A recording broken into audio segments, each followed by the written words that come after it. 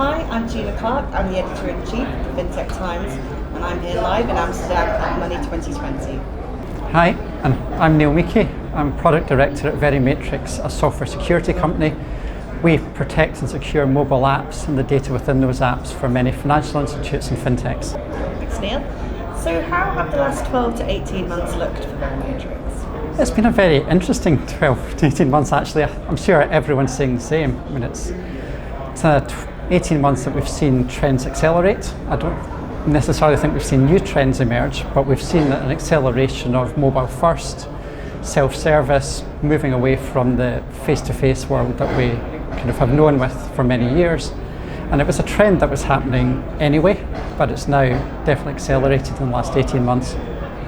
What is your biggest focus right now? Our biggest focus is making sure these mobile first companies, these mobile first services that people are providing are secure, that their customers can trust them. I mean, if we're moving from a world where we dealt with in-store and your trust point was the face of the person you're dealing with, that face has now been replaced by a mobile app.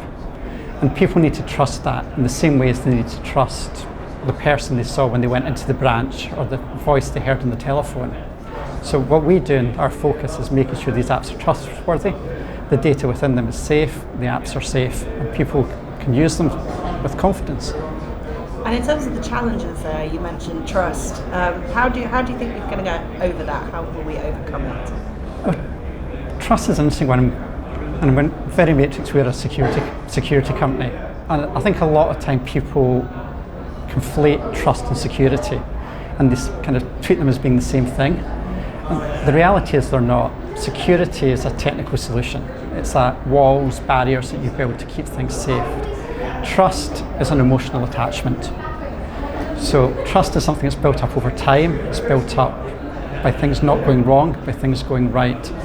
So as you're putting an app out into the world and you want to keep that app safe, you want to keep your service safe, then that safety that you're building into the app is what gives your customers the trust to keep using it. And as time goes on, that trust gets stronger and stronger because things haven't gone wrong. When there's a data breach, there's an attack on the app, it gets picked up by the press, you've got to do a notification through GDPR. Suddenly that trust that you've been trying to build up is broken. So that's the challenge. And in terms of sort of looking ahead to trends in the industry or technological innovations, what are you excited about? It's a very difficult question. There's so much that's happening. You just have to look around this event to see all the exciting things that are going on and what people are doing. I remember 2 years ago, kind of open banking was new and exciting. Kind of every other stand had to mention open banking. Whether the company was actually doing anything in open banking or not was almost irrelevant. And we've moved on from there. Open banking is now starting to get deployed. It's no longer new. It's still got a long way to go before it's mass market. But there's that embedding in stage that we're going through. And I think this year, kind of AI, machine learning, I don't think we can mention trends without mentioning that.